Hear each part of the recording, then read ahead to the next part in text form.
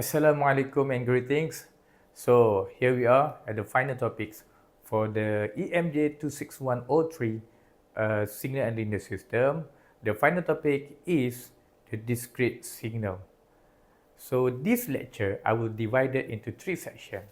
So the first section, we will discuss about the introduction.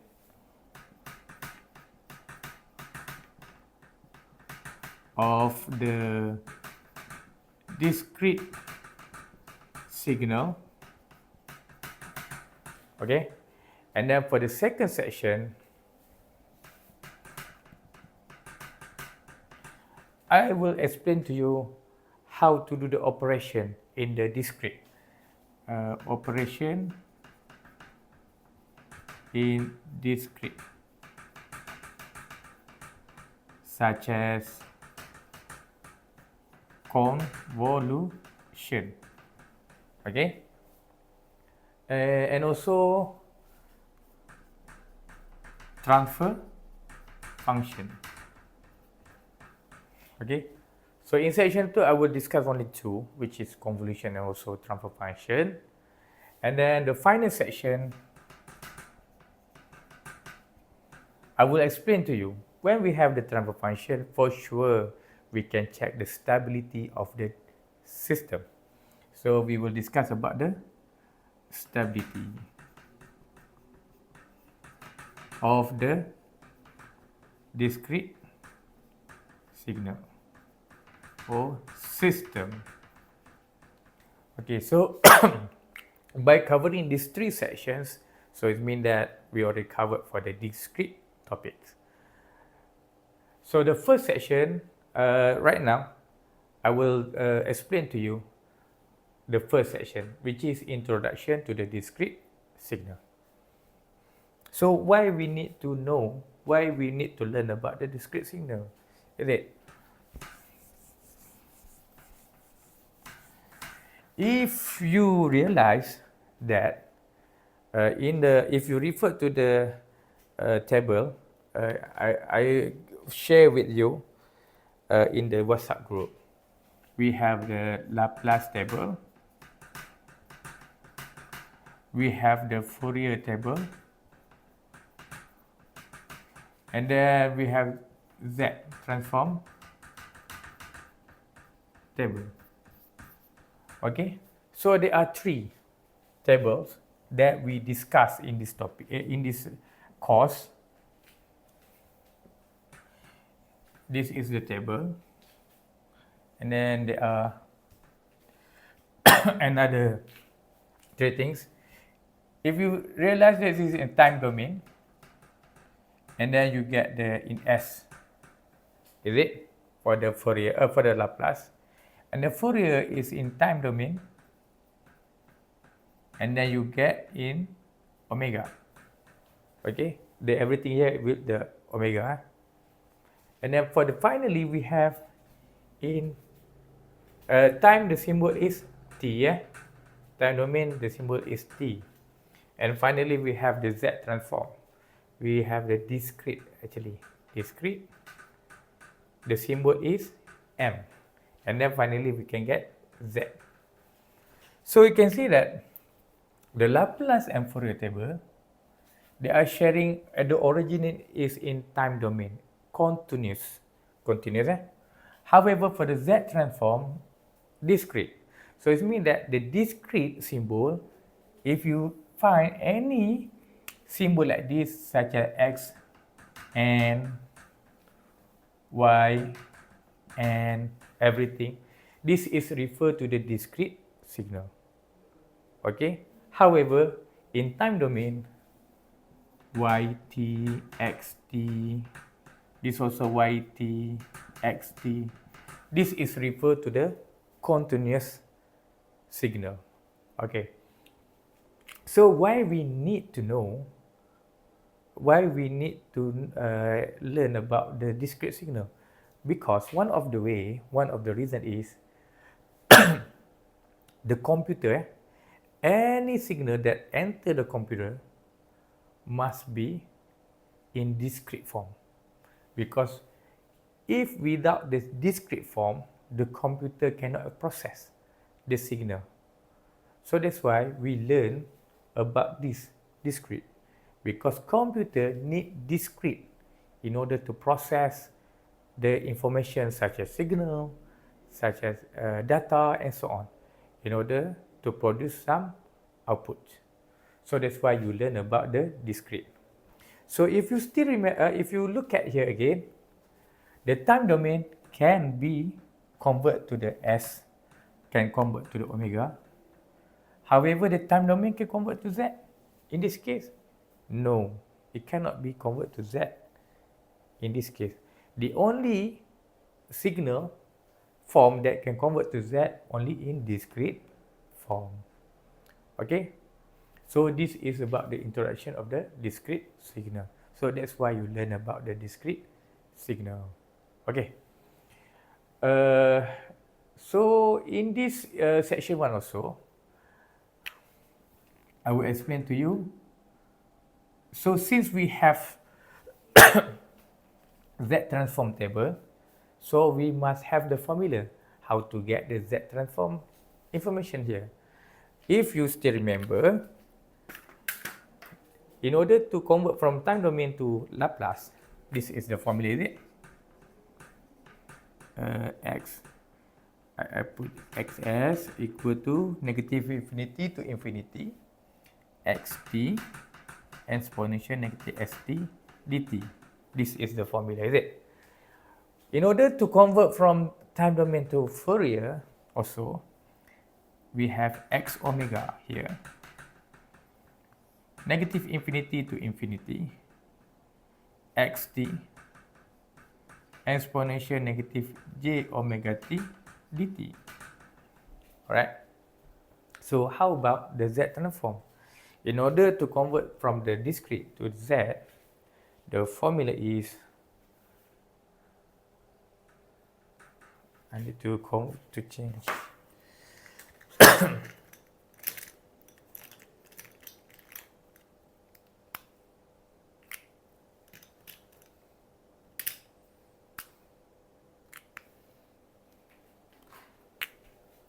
In order to convert from discrete to Z, the formula is k equal to 0. This is summation, okay, and then infinity xk z minus k. So this is the formula in order to generate the Z transform table. However, since we have discussed this one, how to generate, and also for the Fourier, for the discrete, I will pass this process. So we will use all the information directly. Okay. In the final exam, I will give this table in the appendix side. Okay.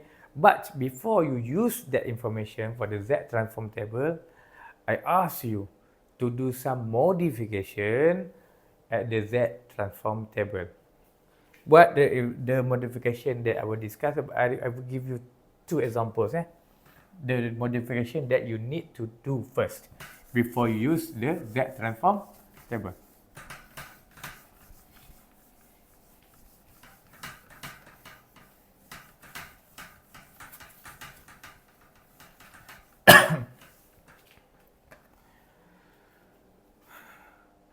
Alright, at the Z transform table, if you look at the table in the appendix, there will be something like this.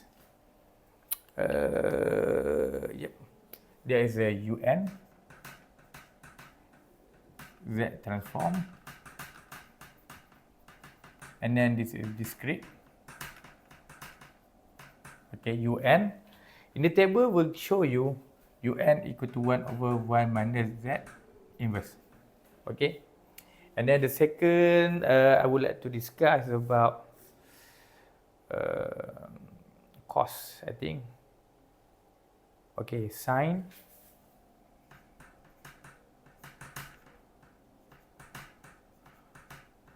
And then if you have sine in discrete, if you use the table, you will get the Z transform table is Z inverse sine pi 1, omega 1 I mean, and then 1 minus Z inverse 2 cos, I think plus with Z. Okay, if you look at here, it's quite difficult for you to solve it because the Z is power of negative 1. The Z is power of negative 1, the Z is power negative 1, and Z power of negative 2. So, I ask you to do some modification in order to make your solution more easier. What I mean with that, we look at the first one, modification. 1 over 1 minus Z inverse. If you know that the Z inverse actually equal to 1 over Z, same thing. So we just replace here 1 over Y minus 1 over Z. Alright?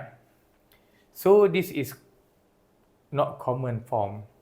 So we just multiply everything with Z, multiply everything with Z at the bottom part. So, I'm sorry that. So this is not a normal form. So what you need to do, you just make everything in Z. So it will become 1 over 1 become Z over Z minus 1 over Z. Since Z over Z equal to 1. Same thing, Same thing, same thing. Is it same thing? Because Z over Z equal to 1. Same thing. And then you just Z minus 1 over Z. Since they have the common value, so we can combine them together. So finally, Z over Z minus 1. So actually, 1 over 1 minus Z inverse also you can write as Z over Z minus 1. They are the same thing. Okay? So which one is better? With the Z power of minus 1 or Z power of 1? I think this is more easier for you to solve the question. So this is the first example. I asked you to do the modification first for the Z transform table. So this one, we want to make this Z transform information become like this. Okay, so what we need to do, we do the same thing. Okay, we do the same thing. We take the second here. We know that Z inverse equal to 1 over Z. Same thing. If Z power of minus 2, actually 1 over Z power of 2. They are the same thing. Okay, so you just make it 1 over Z sine omega 1 over 1, maintain 1, minus 2 cos omega 1 over Z, because Z inverse equal to 1 over Z, same thing, plus with Z inverse power of 2, 1 over Z power of 2. Same thing, So now, we want to make sure all the denominator have the same common value. So, we just, this one will become sine omega 1 over Z divided by, since the highest is Z power of 2, so this one will become Z power of 2 divided by Z power of 2. Since Z power of 2 divided by Z power of 2 also equal to 1. Same thing, Minus 2 cos omega 1 over Z multiply with the Z power of 2. Since we are multiply everything with Z power of 2, okay, plus with 1 over Z power of 2 multiply Z power of 2. So this will be cancelled, This will be like this. Okay. Okay, and then after that, finally become sine omega 1. Okay, sine omega 1, oh sorry, divided by z, divided by z power of 2 minus 2 cos omega 1 z plus 1 divided by z power of 2. Okay, so this one can cancel out.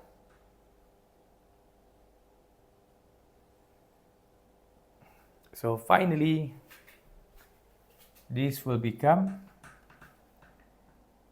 z sine omega 1 divided by z power of 2 minus 2 cos omega 1 z plus 1. Okay, so it means that instead of we are writing the sine omega 1 n un and transform to z transform in z power of negative, so we also can write it as this. I believe this is more easier for you to solve the question instead of this form. So my suggestion is, when you want to answer this question for the discrete signal, you just go, you look at the question first, and what is the information for the z transform that you need to refer. Okay, you just tick it up, and then after that, you convert the information to a normal form like this. Then after that, you can solve the question. I believe that's the end for the section number 1, introduction of the discrete. So you have learned what is the formula. Okay, what is the formula to get the z transform? The formula is k equal to 0, infinity, xk, z negative k. This is the formula. And then after that, we also have compared the table with the Laplace and also Fourier transform. Okay, and then finally, I asked you to convert the z transform information to a normal form, something like this. Okay, so that's the end for the section number 1. For the second section, we will focus on the operation in discrete, such as transfer function and also the convolution. All right, see you next in the section 2.